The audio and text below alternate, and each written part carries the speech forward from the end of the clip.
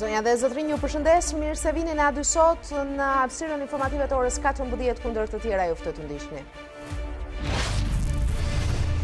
Partia Demokratike paralajmëron bojkot të zgjedhjeve vendore të 30 qershorit. Në takimet e zhvilluara me përfaqësuesi demokrat, Kreu Basha deklaroi se PD nuk mund të jetë pjesë e një procesi fasad. Nuk u adresuashit blerja e votave dhe të tjera rekomandime prioritare. ODIHR publikon në raportin e parë për Shqipërinë në kuadër të zgjedhjeve të 30 qershorit, klima politike pritet të ndikojë negativisht në zgjedhje. Grabitja e 9 prillit në aeroportin e Rinasit nuk është një ngjarje apokaliptike dhe siguria e vendit nuk cënohet nga një grup prej 5 vetësh të armatosur. Ishte kjo përgjigja e ministrit të Brendshëm Sandër Leshaj gjatë interpelancës së kërkuar nga deputetë opozitarë në sallë për vjedhjen e miliona eurove. Kolegji i posaçëm i apelimit shkarkoi nga detyra e gjyqtarit në gjykatës së Tiranës Astrid Faqolli. Gjyqtari kishte kaluar shkallën e parë të vettingut, por komisioneri publik ankimoi vendimin pasi pretendoi se Faqolli kishte probleme me pasurinë. Koreja e Veriut kërcënon sërish botën me testimin e një arme të re taktike e cila mund komandohet në distancë. Ndërkohë, pas këtij zhvillimi, Koreja e Veriut i kërkoi Shteteve të Bashkuara që të shkarkojë kreun e Departamentit të Shtetit. Manchester City fitoi 4-3 me Tottenhamin në derbin anglez në Champions, që ishte spektakolar. Suksesi nuk i mjaftoi milionerëve të Guardiolës që japin lamtumirën turneut, ndërsa Liverpool shëtiti me Porton dhe tashmë sfidon Barcelonën.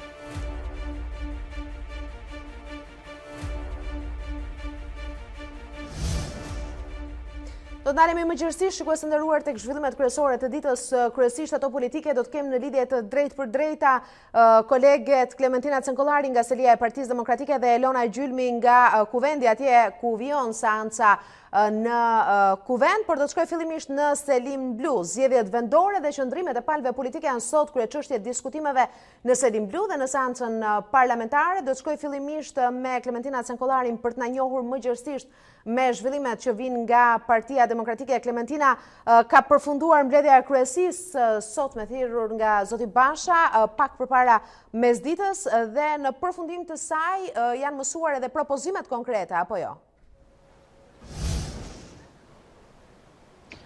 Po, Denisa, kryesja e Partisë Demokratike e mbledhur nga kryetari Lulzim Basha ka vendosur që të mos regjistrohet Partia Demokratike në zgjedhje deri në plotësim të kushteve të saj, që janë zgjedhje të lira dhe të ndershme dhe që sipas Partisë Demokratike nuk mundsohen në kushtet e krizës aktuale politike, për shkak se gjithashtu është provuar se qeveria e Edi Ramës sipas opozitës është e lidhur me krimin. Kjo është vendimarrja e parë që ka ardhur në serinë e 3 vendimeve pas mbledhjes së kryesisë së Partisë Demokratike. Në pikën e dytë, opozita paralajmëron se do të ketë një seri aksionesh, madje për shkallëzim të aksioneve për të mos lejuar asnjë farsë elektorale, madje për të mos lejuar gjithashtu edhe një proces zgjedhor të manipuluar, sikurse dhe mbajtjen e zgjedhjeve fasad të diktuara nga krimi organizuar dhe paratë e pista që shkatrojnë demokracinë dhe vullnetin e qytetarëve është vendimi i dytë që ka marrë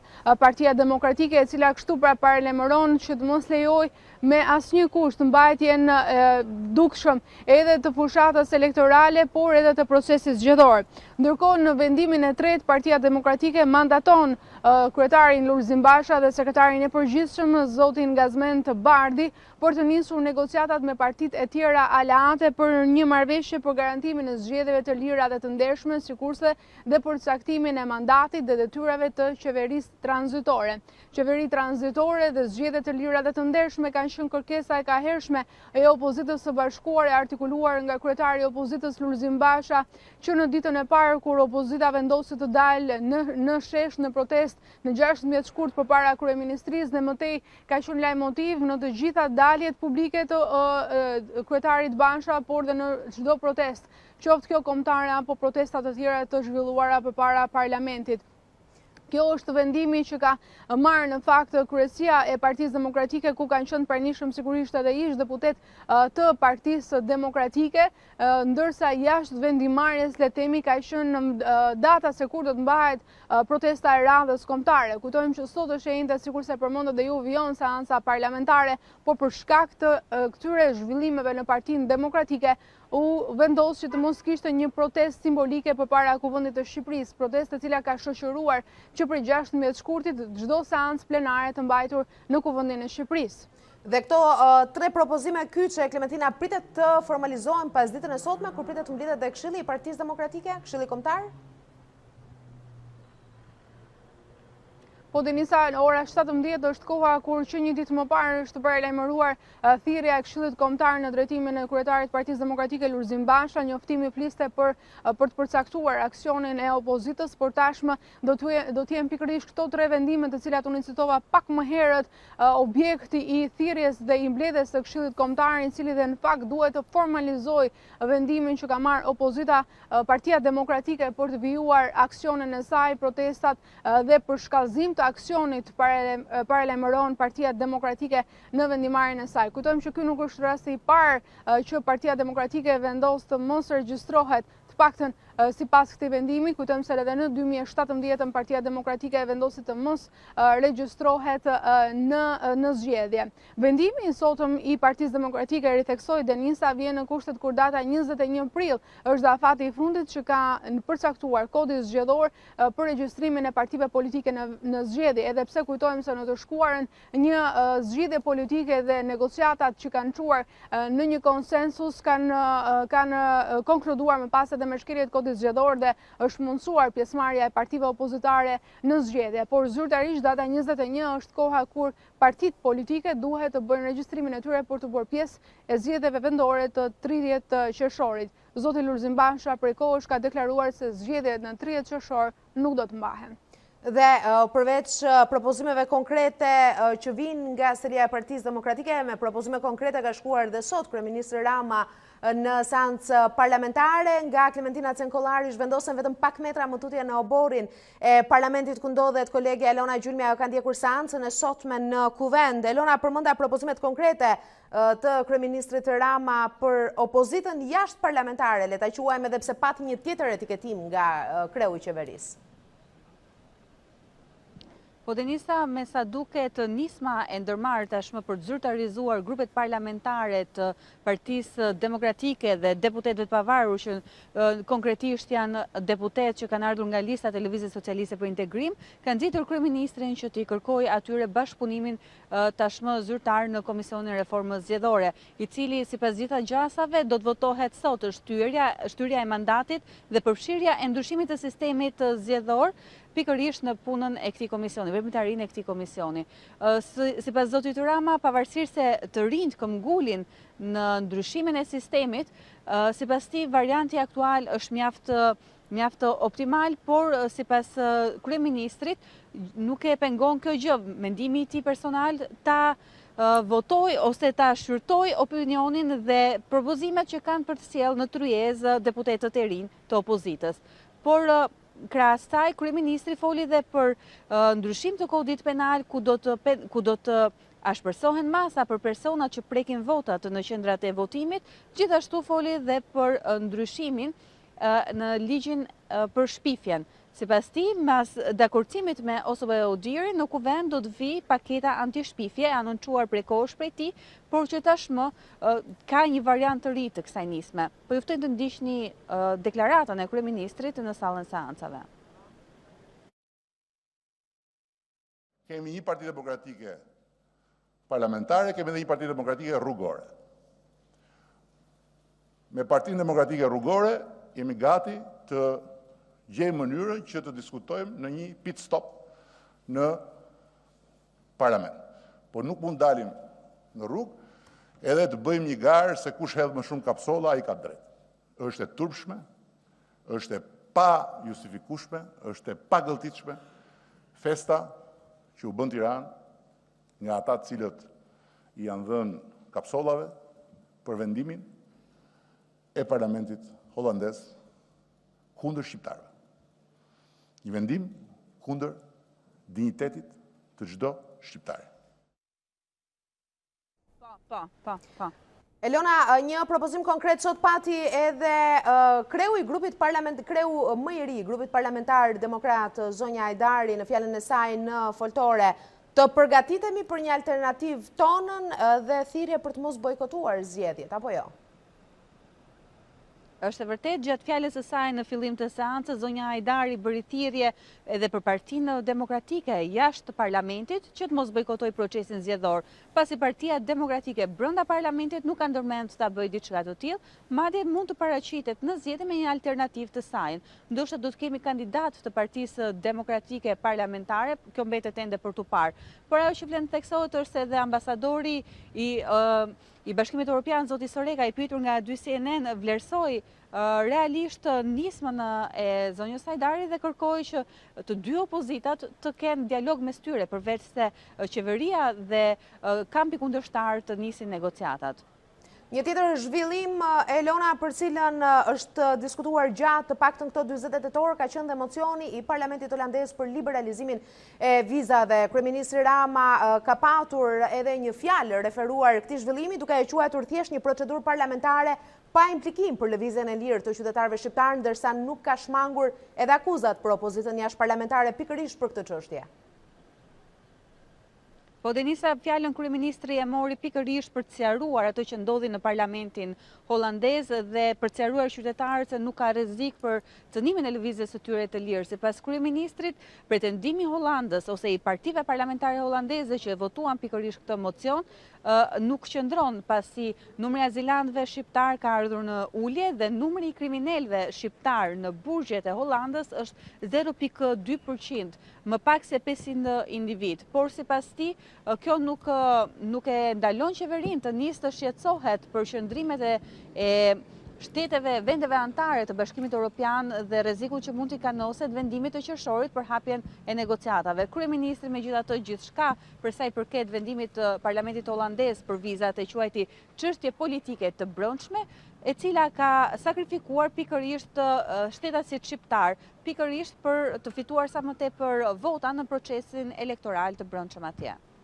Ishte në këtë raportim live me zhvillimet kryesore nga seanca e sotme në Kuvend, kolegja Elona Gjylmi. Faleminderit, punë të mbarë në vijim. Ndërkohë, OSBE DIR publikoi raportin e parë për zgjedhjet vendore të 30 qershorit pas misionit që solli në Shqipëri në mars për vlerësimin e nevojave. Për shkak të situatës së vështirë politike në vend që parashikohet të ndikojë negativisht në procesin e zgjedhjeve, siç thuhet në raport, ODIR do të sjellë një numër të lartë vëzhguesish, në total 22 vëzhgues afatgjatë dhe 250 vëzhgues afatshkurtër për një operacion në shkallë të gjerë. Nga gjithë bashkëbisedimet që ka patur në vend, konstatimi i parë është se rekomandimet e tij prioritare lënë zgjedhjet e 2017-s nuk janë adresuar, ku më kryesorja është shitblerja e votës.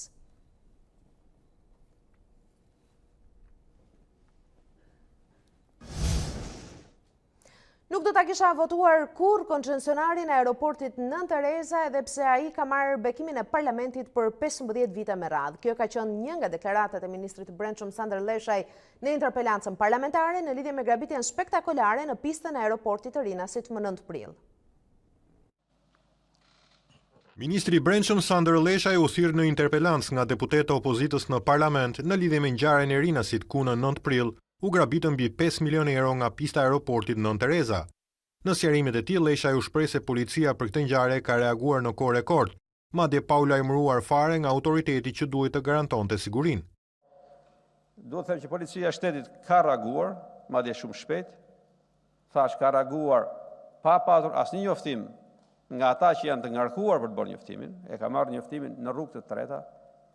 Ka tentuar të hyjë, është bllokuar hyrje, është bërë ndjekje të grabitësve, ka patur një përplasje me armë, të fortë me armë, për e cilës ka mbetur një vrarë. Ministri Leshaj ka renditur gjithashtu edhe një sër mangësisht që janë konstatuar sa i takon elementëve të sigurisë nga koncesionari i aeroportit, i cili sipas Leshajt për 15 vite me radhë ka marrë bekimin edhe të këtij parlamenti. Me një ligj të miratuar në këtë kuvend para 15 vitesh, përgjegjësia e sigurisë e aeroportit të Rinasit i është transferuar një kontraktori privat.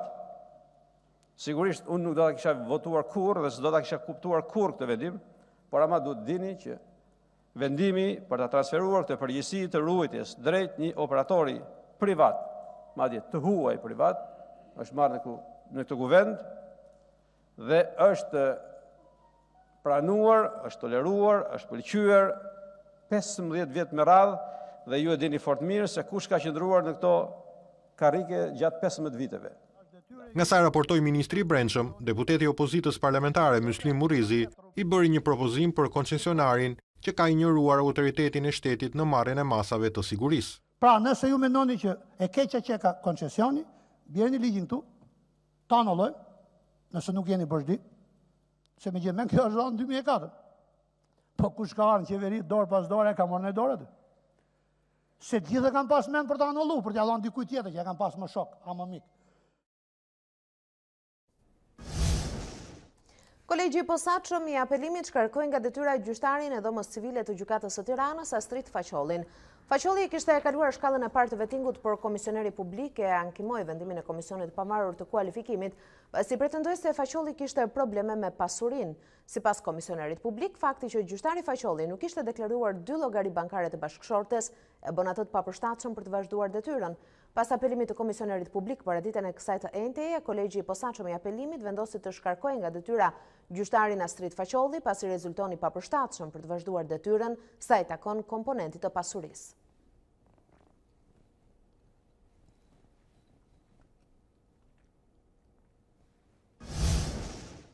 Franca hap konkurs ndërkombëtar për rimodelimin e çatisë dhe kullës me maj të katedrales Notre Dame të Parisit, që u shkrumbua nga zjarri i hënës.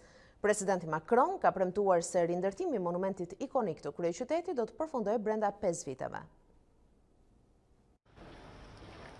Franca do të hapë garën për rimodelimin e çatisë së katedrales ikonike të Notre Dameit në Paris.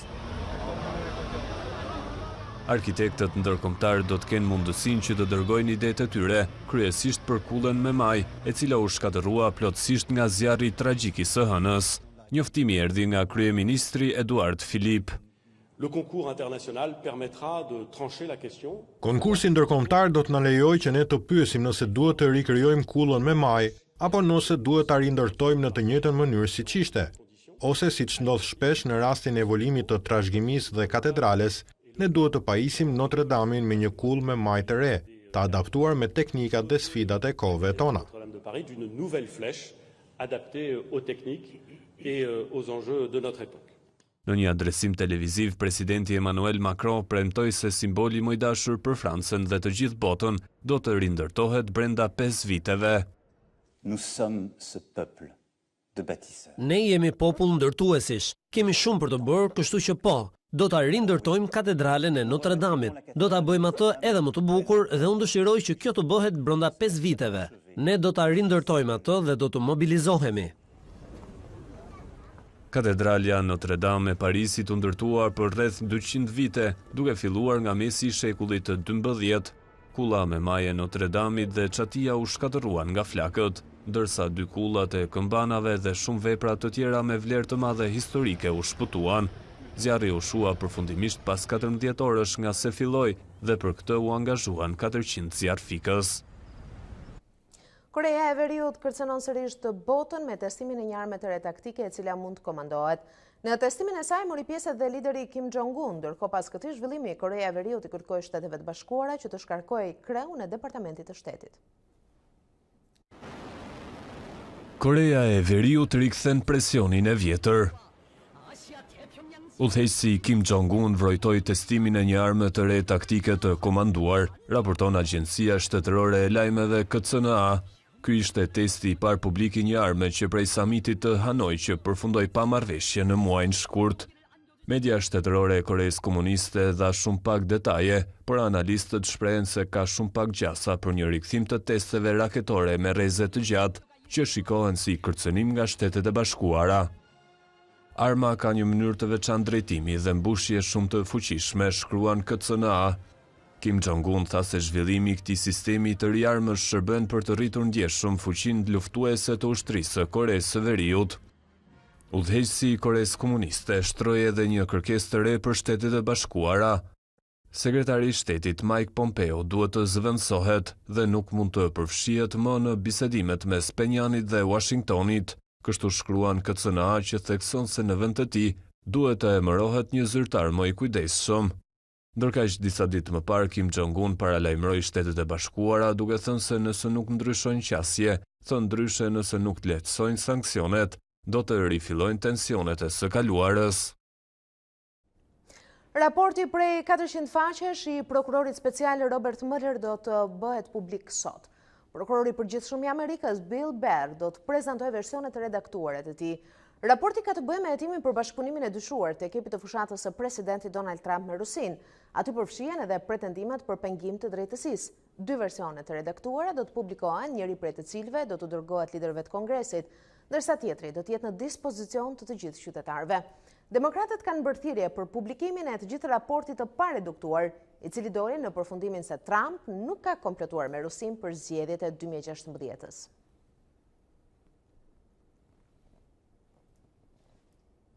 Ka ndëruar jetë ish presidenti i Perus Alan Garcia, i cili qelloi veten me armë, pasi policia arriti në banesën e tij në Lima për ta arrestuar lidhur me një hetim për korrupsion.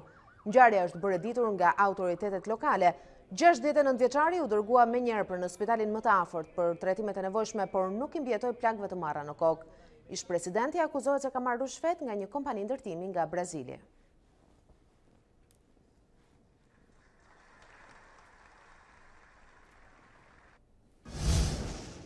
Tottenham realizoi mrekullin duke eliminuar Manchester City nga Champions League dhe duke u kualifikuar për herë të parë në 57 vite në gjysmëfinale.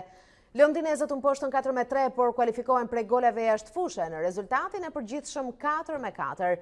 Derbi anglez ishte i pabesueshëm me 5 gola në 21 minutat e para të lojës, ku shkëlqeu Sterling me 3 gola. Ndërsa Manchester City kryesonte 4-2, sistemi VAR fillimisht quajti të rregull të rrjetën e Llorentes për Tottenhamin, ndërsa në minutat shtesë anulloi Citizens golin që do t'i kualifikonte. Spurs gjejnë Ajaxin në raundin tjetër, ndërsa në gjysmëfinale përballen edhe Barcelona ndaj Liverpool, me këta të fundit që u kualifikuan lehtësisht pas fitores 4-1 në fushën e Portos. Muzeet dhe parqet arkeologjike në të gjithë Shqipërinë hapin dyert sot për të gjithë publikun. Hyrja falas në sitet arkeologjike bëhet sot në kuadër të ditës ndërkombëtare të monumenteve. Ndjekim Luela Miftarin.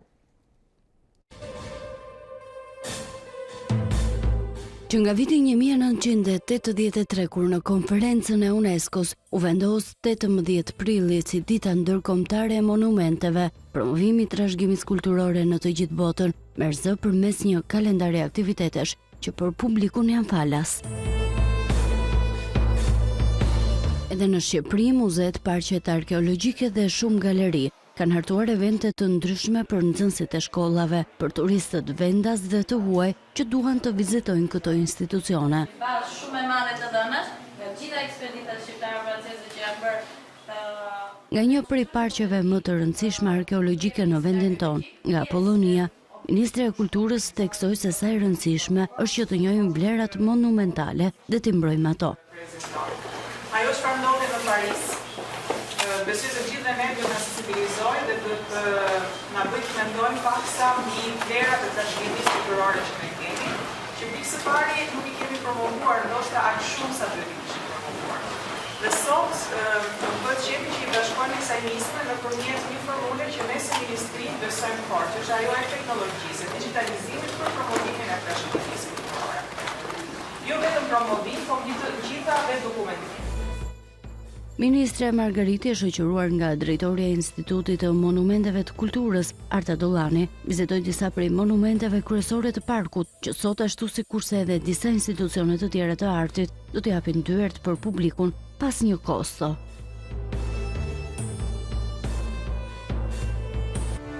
Kemi ardhur këtu në fund, ju këtë edhe një artitit kryesor. Partia Demokratike paralajmëron bojkot të zgjedhjeve vendore të 30 qershorit. Në takimet e zhvilluara me përfaqësuesi demokrat, Kreu Basha deklaroi se PD nuk mund të jetë pjesë e një procesi fasad. Nuk u adresua shitblerja e votave dhe të tjera rekomandime prioritare. Odir publikon raportin e parë për Shqipërinë në kuadër të zgjedhjeve të 30 qershorit. Klima politike pritet të ndikojë negativisht në zgjedhje. Grabitja e 9 prillit në aeroportin e Rinasit nuk është një ngjarje apokaliptike dhe siguria e vendit nuk cënohet nga një grup prej 5 vetësh të armatosur. Ishte kjo përgjigjja e ministrit të Brendshëm Sandor Leshaj gjatë interpelancës së kërkuar nga deputetët opozitar në sallë për vjedhjen e miliona eurove. Kolegji i posaçëm i apelimit shkarkoi nga detyra gjyqtari në gjykatës së Tiranës Astrid Faqolli. Gjyqtari kishte kaluar shkallën e parë të vettingut, por komisioneri publik ankimoi vendimin pasi pretendoi se Faqolli kishte probleme me pasuri. Korea e Veriut kërcënon sërish botën me testimin e një arme të re taktike e cila mund të komandohet në distancë. Ndërkohë pas këtij zhvillimi, Korea e Veriut i kërkoi Shteteve të Bashkuara që të shkarkojë kreun e departamentit të shtetit. Manchester City fitoi 4-3 me Tottenhamin me derbin anglez në Champions që ishte spektakolar. Suksesi nuk i mjaftoi milionerëve të Guardiolës që japin lam të mirën turneut, ndërsa Liverpooli shëtiti me Porton dhe tashmë sfidon Barcelonën. Për zhvillimet më të fundit mund të na ndiqni në çdo kohë në faqen tonë zyrtare në internet @dysjenen.com, sikurse edhe përmes rrjeteve tona sociale. Bashkë ndajemi këtu, në pafshim.